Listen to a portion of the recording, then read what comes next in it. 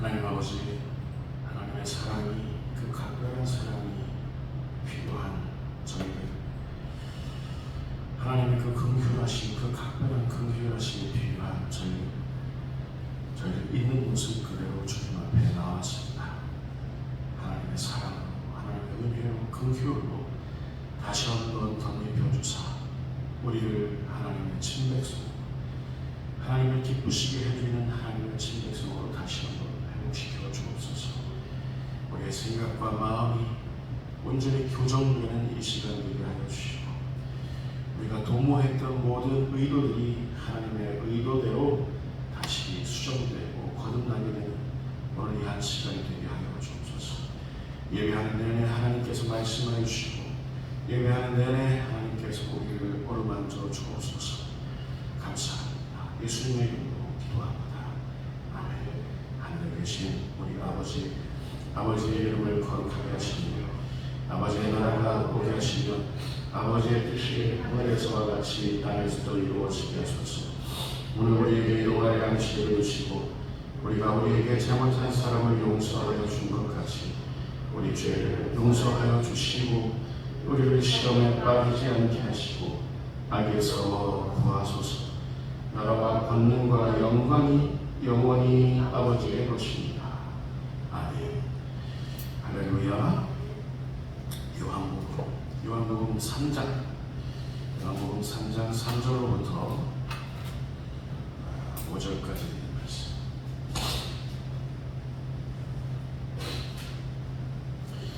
요한복음 3장 3절에서부터 5절까지 있는 말씀. 제가 한 절, 여러분들이 한 절, 마지막 절은 합독하겠습니다. 예수께서 대답하여 이르시되 진실로 진실로 내게 이르노니 사람이 거듭나지 아니하면 하나님의 나라를 볼 수 없느니라. 니고데모가 이르되 사람이 늙으면 어떻게 날 수 있사오나이까? 두 번째 모태에 들어갔다가 날 수 있사오나이까? 같이 합니다. 예수께서 대답하시되 진실로 진실로 내게 이르노니 사람이 물과 성령으로 나지 아니하면 하나님의 나라에 들어갈 수 없느니라. 아멘. 거듭남이라는 제목을 가지고 우리 함께 하나님의 음성을 청하겠습니다. 우린 요즘 들어 타락한 그리스도인들, 부패한 목회자들, 세속화된 교회들을 보면서 이런 질문을 자주 하게 됩니다. 어떻게 그리스도인들이 저럴 수가 있지? 어떻게 목회자라는 사람들이, 어떻게 목회를 수십 년 한 사람이 저럴 수가 있지? 어떻게 저렇게 많은 교회가 모이는데도, 많은 사람들이, 성도들이 많이 모이는데도 불구하고 교회가 이렇게 될 수 있지? 제 자신을 포함시킨 저의 결론은 이렇습니다. 사람은 얼마든지 그럴 수가 있다. 목회자도 사람일 뿐이니 얼마든지 그럴 수 있다. 교회도 제가 보니 많은 사람들이 모여있다 손치더라도 사람들이 모인 곳이니 얼마든지 그럴 수 있다. 여러분, 사람에게는 한 사람도 예외 없이 아담으로부터 전가받은 죄의 성향, 즉 죄성이 있습니다. 신분이 어떻다 해서 유명무실할 뿐인 큰 이름을 갖고 있다고 해서 죄성이 비켜갈 수는 없습니다. 사람은 마치 깔때기 안에 들어있는 것 같이 죄를 향해서 미끄러져 들어갈 수밖에 없습니다. 정말 아주 작은 위험이라 할지라도 사람은 죄를 향해 미끄러져 들어갑니다. 여러분, 기억을 한번 떠올려 보십시오. 하나님의 마음에 합한 사람, 지난 시간에 우리가 나눴던 그 다윗을 한번 보십시오.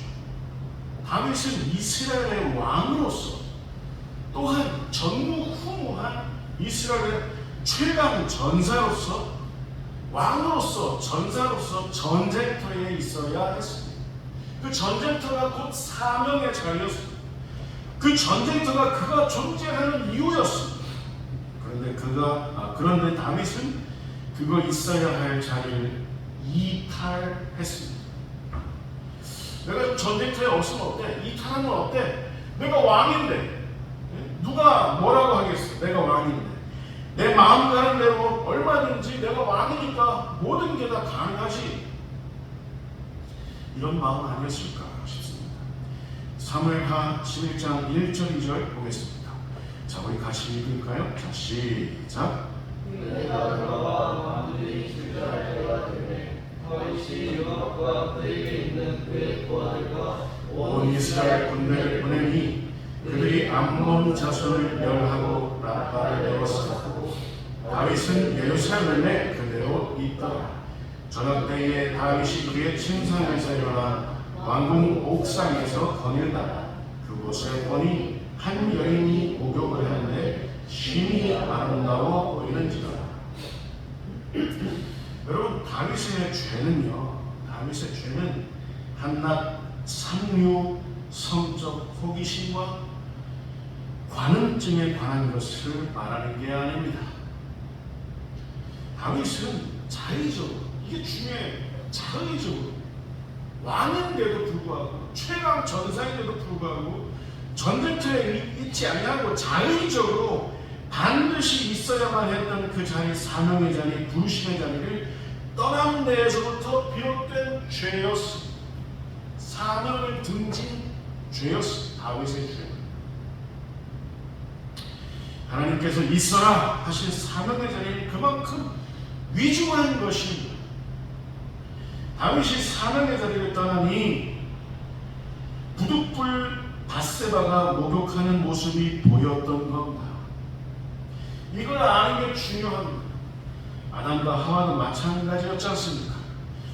아담과 하와가 있어야 할 자리, 사람의 자리를 떠나니, 사람의 자리를 떠나 하나님의 자리를 탐하게 되니 뱀의 유혹도 더욱더 그럴싸하게 그들 귀에 꽂혔던 겁니다.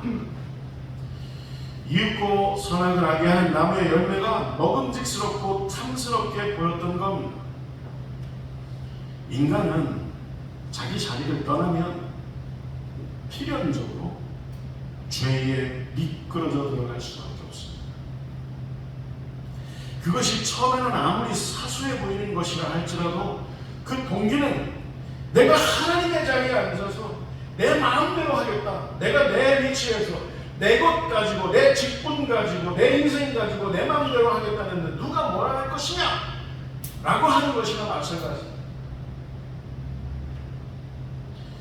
이른바 호모 시쿠 데우스, 호모 시쿠 데우스. 무슨 뜻입니까? 하나님처럼 되려는 존재, 하나님으로 살려는 존재인 것이죠. 또 논오세, 논백가래, 죄를 짓지 않을래야 죄를 짓지 않는 것이 불가능한 존재, 죄를 짓지 않으려야 죄 짓지 않는 것이 너무나도 이게 있을 수 없는 그런 존재, 불가능한 존재라는 것이죠. 여러분, 묻겠습니다. 사람은 한 명의 목회자의 헌신적인 목회로 그 목회자의 평생에 걸친 설교 봉사들로 사람은 변화시킬 수 있는 걸까요? 사람은 사람의 감화로 변화시킬 수 있는 존재인가요? 성직자가 사람을 거듭나게 할 수 있을까요? 교사들이 사람을 변화시킬 수 있을까요? 부모님들이 그들의 감화로 자녀들을 거듭나게 할 수 있을까요? 가능합니까? 여러분, 언젠가 여러분에게 말씀드린 바 있지만 하나님은 아세이신 분입니다. 자기 존재의 근원을 자신 안에 두시는 분. 하나님은 자존자이십니다. 스스로 존재하실 수 있는 분. 자기 존재의 근원이 자신 안에 있는 분입니다. 아세, 자존자이십니다. 이에 반해서 사람은, 저를 비롯한 우리 모두는 알리오의 존재입니다. 알리오, 나의 존재의 근원을 밖에 두는 존재, 내 존재의 근원이 밖에서부터 오는 그런, 우리들이 바로 그런 피조물, 사람이란 말이에요. 알리오. 사람은요, 자기 존재의 유무를 스스로 결정할 수 없습니다. 사람을 존재하게 하는 힘은 사람 밖에서 옵니다. 논리적으로 또 이런 것도 가능합니다. 사람의 생명, 사람의 목숨도 사람 밖에서 옵니다. 우리가 지금 내 마음대로 내 목숨을 연명하는 것 같지만 그게 아니에요. 우리의 목숨은, 우리의 생명은 우리 밖에서 옵니다. 우리 밖에서. 내가 나의 뇌기능을 마음대로 할 수 있나요? 멈췄다가 끊겼다가 이었다가 할 수 있나요? 나의 뇌기능을? 나의 심장 박동을 내 마음대로 멈추었다가 늘렸다 이렇게 할 수 있나요? 마음대로 안 돼요. 나의 뇌기능도 나의 심장 박동도 그리고 내 의식도 어떤 뇌과학자들, 어떤 심리학자들에 의하면 나의 의식조차도 내 마음대로 할 수 없다면 마음대로 주관할 수가 없어요. 우리의 생명, 우리의 목숨은 우리 밖에서 온다는 것. 더 나아가서 우리의 구원 역시도 우리 밖에서 오는 줄 여러분 믿으시기 바랍니다. 우리가 우리 스스로를 구원케 할 수 있나요?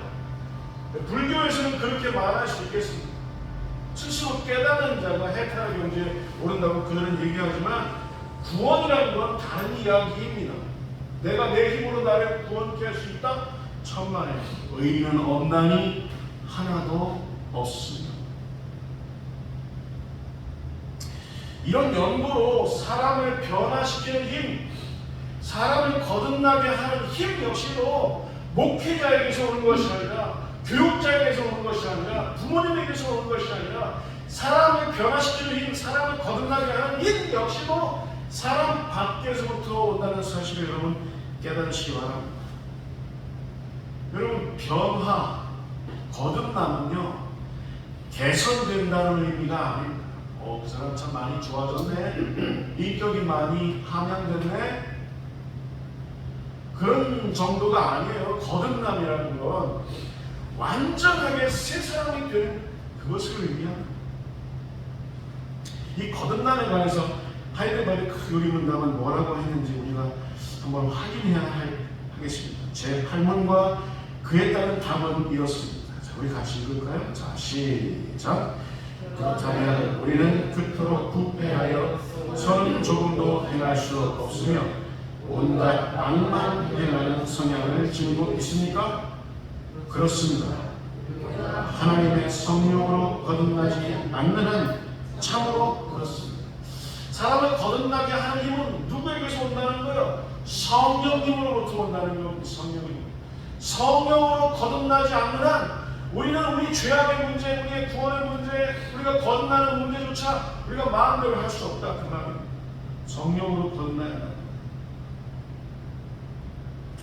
지난 시간 우리가 확인한 바 있지만 사람은 아담의 원죄로 인해서 태어나면서부터, 아니 어머니 뱃속에서 그 형질이 이루어지기 전부터 원죄를 전가받은 존재로 시작한다고 했습니다.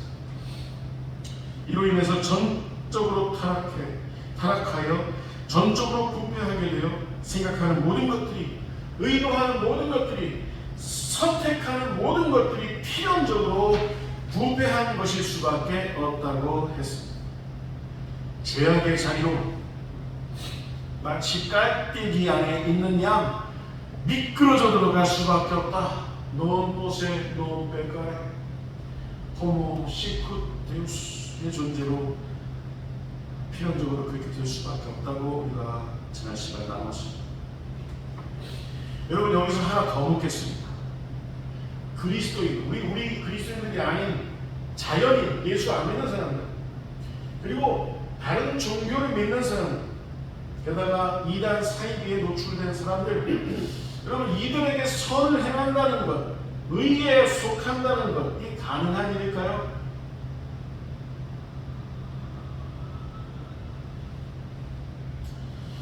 이들은 얼마든지 그들의 의지로, 그들 종교의 이름으로 사회에 혹은 열방에 기부활동 할 수 있습니다. 봉사활동 할 수 있습니다. 기아 대책활동 할 수 있습니다. 기후위기 대책활동 할 수 있습니다. 국경 없는 의사회 활동, 이른바 선한 일들, 의로운 행실들 얼마든지 할 수 있습니다. 그들의 이름으로, 그들 종교의 이름으로 얼마든지 가능합니다. 그러나 우리가 잊지 말아야 할 건 그 활동, 그 행위 자체가 선은 아니라는 사실. 흉내낸다 할 수 있지만, 가장한다 할 수 있지만, 그것 자체가, 그 행동 자체가 선은 아니라는 거예요. 그것 자체가 의는 아니라는 겁니다. 여러분, 사람이 선하려면, 사람이 의로우려면 반드시 성령님을 거쳐야, 말씀을 거쳐야 할 줄 믿습니다. 거듭난 자들에 의해서 선은 가능하고, 거듭난 자들에 의해서 의는 가능하다는 사실을 여러분 믿으시기 바랍니다. 얼마든지 선한 일들, 의로운 일들, 얼마든지 종교의 이름으로 흉내낼 수 있어요. 가장할 수 있어요. 그만큼 사람은 교활한 존재들이라는 것입니다. 그 속에 하나님이 계시면 선하고 의롭지만, 하나님이 계시지 않는 다른 종교, 일반인들, 그것 자체가 선의 불가능하다 그 말입니다. 하나님은요, 선에 있어서, 의에 있어서, 그리고 당신의 영광에 있어서 그 어느 누구와도, 그 어떤 종교와도 자리를 같이 하지 않는 분이 우리 하나님이신 줄 깨달으시기 바랍니다. 이사야 42장 8절 말씀에 우리가 이렇게 확인할 수 있습니다. 자, 같이 읽겠습니다. 시작. 나는 여호와이니 내 찬송을 무사하게 주지 아니하리라. 내 영광, 나의 의, 나의 선, 다른 자, 일반인들에게 주고 싶어도 줄 수 없느니라. 우상에게 줄 수 없느니라. 이와 반대로 하나님이 계신 곳이라면, 하나님이 다스리시는 곳이라면, 그곳에 거듭난 자들이 있다고 한다면, 그곳이 아무리 누추해도, 그곳이 아무리 왜소해도, 그곳이 아무리 황량해도, 그곳에 거듭난 자들이 거해 있다면, 하나님의 선에 속한 일들, 의에 속한 일들, 거듭남의 일들 얼마든지 가능하다는 사실을 여러분 믿으시기 바랍니다. 여러분, 정말 빛나는 곳, 정말 선한 곳, 정말 의로운 곳은요, 온 세상이 신음하고 있을 때 외면하지 않습니다. 정말 교회라면, 정말 그리스도인이라면, 정말 목회자들이라면 온 세상이 신음할 때 세상은 세상, 교회는 교회, 이런 생각으로 외면하는 법이 없다 그 말이에요. 온 세상이 죽음으로 미끄러져 들어가고 있는데 교회만 안전하다고 해서 그 무슨 의미겠습니까? 교회가 온 세상이 죽음으로 미끄러져 들어갈 때 교회는, 그리스도인은 침묵하지 않습니다. 그들과 함께 울고 그들과 함께 웃을 뿐입니다. 사도 바울은 그 비밀을 이렇게 숨겨놓고 있습니다. 정말 거듭난 사람들, 거듭난 교회들은 어떤 모습이냐? 로마서 12장 15절 16절 말씀입니다. 같이 읽겠습니다. 시작. 즐거워하고 우는 자들과 함께 울라. 서로 마음을 같이하여 높은 내 마음을 두지 말고 오히려 낮은 데 처하며 스스로 지혜 있는 채 하지 말라. 우리 주위에 우는 자들이 있다면 함께 울어주는 그런 것, 그게 바로 믿음이고, 그런 사람들이 그리스도인이고, 그런 사람들이 모여있는 곳은 교회입니다. 온 세상이 신음하면 같이 아파요. 이 말씀을 완벽하게 수행하신 분은 누굽니까? 예수님이시죠. 온 세상에 죄와 죽음으로 사로잡혀서 거기서 종로를 타고 있을 때, 온 세상이 하나님의 품을 떠나서 울고 있을 때 예수님은 성육신하셨습니다. 예수님은 십자가 지셨습니다. 예수님은 부활하셨습니다. 왜? 우는 자들을 구원하시기 위해서. 할렐루야. 여러분, 그런 예수님은 우는 우리들과 함께 하시는 줄 믿습니다. 성경에서 선에 관한 한, 또 의에 관한 한, 거의 완벽에 가까웠던 인물 한 명을 꼽아보라면 저는 주저없이 단연 욥이라는 사람을 떠올리겠습니다. 욥기 1장 8절부터 10절까지 말씀 한번 볼까요? 저는 같이 읽겠습니다. 시작. 여호와께서 사탄에게 이르시되 내가 내 종 욥을 주의하여 보았느냐? 그와 같이 온전하고 정직하여 하나님을 경외하며 악에서 떠난 자는 세상에 없느니라. 사탄이 여호와께 대답하여 이르되 욥이 어찌 까닭 없이 하나님을 경외하리까? 주께서 그와 그의 집과 그의 모든 소유물을 울타리로 두르신 때문이 아니니까. 주께서 그의 손으로 하는 말을 복되게 하사 그의 소유물이 땅에 넘치게 하셨음이니이다. 여러분, 하나님의 눈에도 욥과 같은 선한 사람, 욥처럼 의로운 사람 세상에 없었습니다. 사탄에게 하나님께서 변호해 주시죠. 욥을. 그런데 여기서 사탄이 내뱉은 말을 우리가 주목할 필요가 있어요. 사탄이 뭐라고 얘기합니까? 욥이 어찌 까닭 없이 하나님을 경외하리이까? 까닭 없이 하나님이 욥에게 복을 주시니, 욥의 집에게 복을 주시니, 욥의 모든 소유물을 울타리 치신 듯 보호해 주시고 계속해서 배가 부흥하게 하시니, 욥이 손대는 모든 것이 복되게 하시니, 그의 소유물이 땅에 넘치고 있으니, 욥이 그런 까닭에 하나님을 경외하고 온전해 보이는 것이고 정직해 보이는 것이고 악에서 떠나는 것처럼 보이는 것일 뿐이죠. 어떻게 까닭 없이 하나님을 그렇게 하겠습니까? 라는 건, 여러분, 이거 어떻게 보면 일견 타당해 보이는 말이기도 합니다. 사탄의 말. 여러분, 우리가 애매히 고통당할 때가 있어요. 까닭 없이 왜 이런 나에게 내가 무슨 이해 안 되는 까닭이 없는 고통이 내게 이어질 때가 있어요. 자, 그때가 언제인지 아십니까? 나의 믿음을, 나의 거듭남을,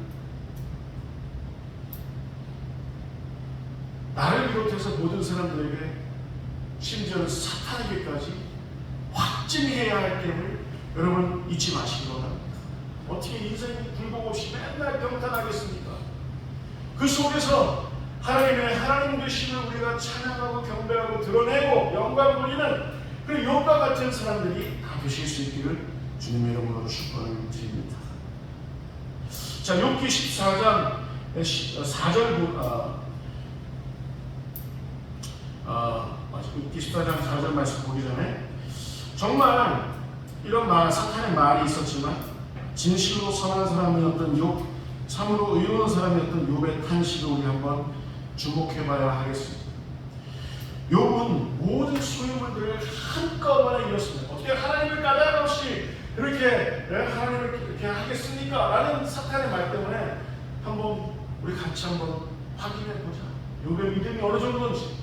까닭 없이 욥은 모든 소유물을 다 잃어버렸습니다.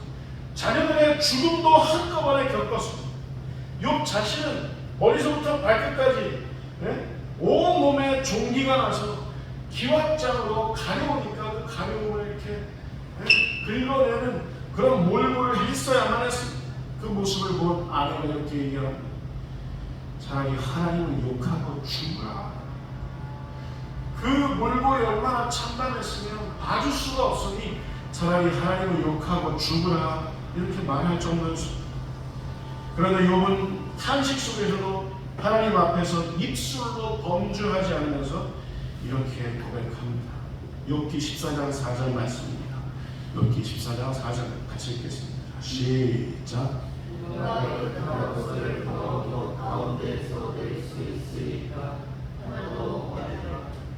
욥이 탄식하면서 하나님 앞에 이렇게 고백하는 거예요. 무슨 말이냐면 그 뜻은 이렇습니다. 내가 아무리 우스 땅에 온전한 사람이라 불리울지라도, 내가 온전히 우스 땅에서 정직한 사람으로 불리울지라도, 하나님을 경외하는 사람, 악에서 떠난 사람으로 그렇게 칭송된다 할지라도 그건 그렇게 불리울 뿐이시지 내 존재 자체가 하나님 없이도 온전하고 내 존재 자체가 하나님 없이도 정직하고 내 존재 자체가 하나님 없이도 하나님을 경외할 수 있는, 악에서 떠날 수 있는 그런 존재는 아니라는 겁니다. 하나님이 나에게서 떠나면 나는 아무것도 아니라는 그런 사실을 하나님 앞에 고백한 것. 누가 깨끗한 것을 더러운 것 가운데에서 낼 수 있습니다. 나의 이 더러운 죄악된 내 죄성 가운데 너무 보세 너무 빽가의 모습에서 어떻게 해서 의를 드러낼 수 있겠습니까? 어떻게 해서 선을 드러낼 수 있겠습니까? 어떻게 해서 하나님을 경배하고 경외하는 것이 가능하겠습니까? 하나님이 함께 계시니 여러분 아멘 하실 수 있을까요? 이 사실을 여러분 너무나도 잘 알 수 있었던 것, 잘 알고 있었던 겁니다. 결론입니다. 거듭남에 관해서 사도 바울처럼 격렬하면서도 찬란한 체험을 한 사람도 아마 성경에서는 아주 드물 겁니다. 사도 바울은 원래 교회를 핍박하려고 다메섹을 향했습니다. 사도 바울은 원래 믿는 자들을 발본세곤하기 위해서 살기 등등해서 그들을 죽이려고 다메섹으로 향했습니다. 처음에는. 그런데 그 다메섹으로 가는 그 길에 부활하신 예수님을 만나죠. 빛 대신 부활의 예수님의 그 모습을 목격하게 됩니다. 그리고 그 부활의 빛에 노출되어서 눈꺼풀이 흐려집니다. 부활하신 예수님이 말씀하십니다. 나는 네가 핍박하는 예수다. 이 말 한마디에, 부활하신 예수님의 이 말 한마디에 사도 바울은 거기서 거꾸러지고 거듭나게 됩니다. 그래서 처음에는 다메섹의 교회를 핍박하고 그리스도인들을 죽이려 했던 의도로 다메섹을 향했다가 거기서 완전히 거듭나서 다시 일어나서 다메섹으로 다른 의도로 다메섹을 향하게 됩니다. 이방 선교를 하기 위해서, 예수 그리스도의 부활을 증거하기 위해서 다메섹으로 그 즉시 다시 내려가게 됩니다. 거듭나는 것이죠. 완벽한 방향 전환입니다. 여러분 따라서 보실까요? 방향 전환. 이게 거듭남이에요. 거듭남. 내가 나 자신만을 위한 삶을 살려다가 거기서 거듭나서 하나님만을 위한 그런 삶을 살겠노라 라고 결단하는 것, 방향 전환, 거듭남입니다. 내가 나 자신만을 노래하고 나의 꿈을 노래하고 나의 미래를 노래하려다가 거기서 방향 전환, 거듭나서 하나님만을 찬양하며 하나님만을 노래하겠노라고 삶의 방향을 전환하는 것, 거듭남입니다.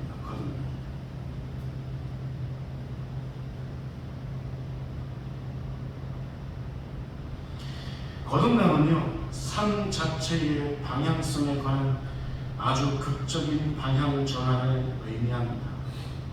사도 바울은 교회를 핍박하기 위해서, 그리스도인을 죽이기 위해서 그렇게 살아가다가 그 삶의 방향이 완전히 전환됐어요. 그래서 교회를 위한 삶, 하나님의 나라를 위한 삶, 선교의 삶, 하나님의 영광을 드러내는 삶, 부활하신 예수 그리스도를 하나하나 일목요연하게 증거하는 삶, 완전히 방향 전환을 하게 되었습니다. 여러분 역시도 죄성으로부터 선한 자리, 죄성으로부터 의로운 자리, 죄성으로부터 빛된 자리로 방향 전환하게 되는 그 놀라운 하나님의 은혜가 여러분에게 있기를 주님의 이름으로 축원을 드립니다. 예수님은 바로 이 거듭남에 대해서 이렇게 밝혀두고 계십니다. 요한복음 오늘 본문 말씀 3장 5절 말씀 다시 한번 확인하겠습니다. 자, 같이 읽겠습니다. 시작. 주께서 없을 진실로 진실로 내게 이르노니 하나님 불과 성령으로 원하는 자는 하나님의 나라에 들어갈 수 없는. 여러분, 물과 성령으로 거듭난다는 건 사람이 물 세례를 받는다는 걸 의미하는 것이며, 동시에 성령 세례를 받는다는 것을 말합니다. 여러분, 물 세례와 성령 세례는 본디 하나입니다. 본디 하나예요. 어떤 이에게는 성령 세례가 먼저일 수 있습니다. 사도 바울 같은 예가 바로 그런 얘기죠. 성령 세례, 완전히 하늘로부터 빛에 노출돼서 꼼짝없이 꼼짝없이 거듭나게 되는 그런 성령 세례, 그 성령 세례를 받는 사람들 먼저 있을 수 있습니다. 그리고 난 다음에 물 세례를 받는 사람들이 있을 수 있습니다. 또 반대로 물 세례를 받고 난 다음에 성령 세례를 받는 사람들도 있습니다. 부활하신 예수 그리스도의 복음을 접하고 초대교회 많은 이방인들이 부활하신 예수님을 영접했는데 아직 성령 세례를 받지 못했던 그때 하나님께서 베드로 사도와 사도 바울 등등 사도들을 보내셔서 성령 세례를 내리게 하셨던 그런 일들을 우리는 사도행전에서 확인하는 바가 있었습니다. 여러분 기억하십시오. 이게 무슨 말이냐면 물 세례는 우리의 믿음 없이는 불가능합니다. 믿음이 있음이 물 세례를 받게 되는 거예요. 하나님께서 믿음을 선물로 주신 자들이 물 세례를 받게 되는 거예요. 예수 그리스도가 하나 되어 살겠다는 상징 아닙니까? 그리고 성령 세례는 따라서 보시면 하나님의 은혜 없이는 성령 세례는 특정한 어떤 사람들, 하나님께서 선택하신 제한적으로 속죄하신 사람들에게 그들에게만 닥친 상태로 하나님의 은혜로 그렇게 허락하시는 게 성령 세례다. 이게 무슨 말이냐면 정리하면 이렇습니다. 마지막으로 우리의 거듭남은, 여러분 잘 들으세요. 우리의 거듭남은 물 세례로 우리를 구원하시는 믿음을, 우리를 구원하시는 뭐를? 물 세례 받음으로 인해서 우리를 구원하시는 믿음을 선물로 주신 사건이 물 세례 사건임을 여러분 믿으시기 바랍니다. 또 하나 성령 세례는 뭐냐? 동시에 우리의 거듭남은 성령 세례로 우리를 구원하시는 은혜, 뭐라고요? 우리를 구원하시는 은혜를 값없이 주신 사건이 성령 세례 사건인 것을 여러분 믿으시기 바랍니다. 물 세례는 우리의 믿음 없이는 안 되고 성령 세례는 하나님의 은혜 없이는 안 된다는 사실을 여러분 깨달으시기 바랍니다. 다시 한번 정리하면 이렇습니다. 거듭남은 믿음을 야기시키는 사건인 줄 여러분 깨달으시기 바랍니다. 고로 거듭난 사람은 믿음으로 사는 사람들, 또 거듭남은 은혜에 기인하는 사건인 줄 믿으시기 바랍니다. 고로 거듭난 사람들은 하나님의 은혜로 살아가는, 내 실력으로, 내 능으로, 내 힘으로, 내가 가진 재산으로 사는 사람이 아니라 하나님의 은혜로 사는 사람들이 거듭난 사람들인 줄 여러분 믿으시기 바랍니다.